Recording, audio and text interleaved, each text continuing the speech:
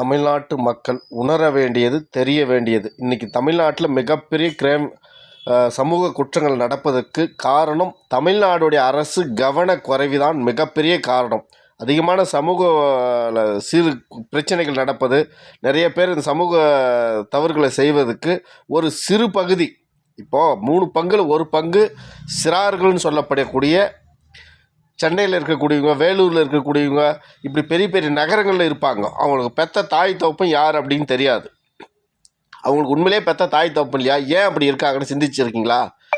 பிச்சை எடுக்கிறாங்க பார்த்தியா, குழந்தைய கையில் வச்சுட்டு நேராக வராங்க, வடநாட்டிலேருந்து வராங்க, உத்தரப்பிரதேஷ், பீகார், இப்படி அசாம் மாநிலத்துலேருந்து வராங்க. நேராக அந்த பெண் வந்து இங்கே பிச்சை எடுக்க தொடங்குறா. இங்கே பிச்சை எடுக்க தொடங்கிட்டு இங்கே யாரோட ஒருத்தனோட கலப்பை இது பண்ணிக்கின்னு குழந்தைய வயிற்று பெற்றுட்டு அதை பிச்சை எடுக்கிறவரையும் பிச்சை எடுத்துகிட்டு அப்படியே ரயில்வே ஸ்டேஷனில் விட்டு அது அப்படியே ரயில்வே போயிடுவா. புரியுதா உங்களுக்கு? நேராக வராங்க, வந்த உடனே இங்கே பிச்சை எடுக்க தொடங்குறாங்க.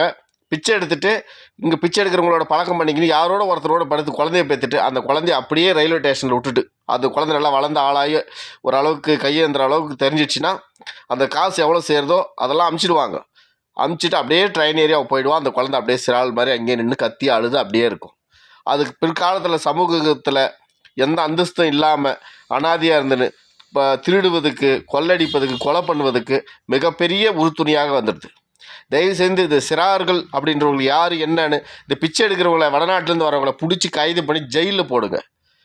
அது எங்கே கருணாநிதி அரசாங்கம் போய் பார்த்து இவன் தமிழ்நாடு பிச்சை கர்நாடகான்னு சந்தோஷப்படுறது கருணாநிதி தானே, அந்த குடும்பம் தானே.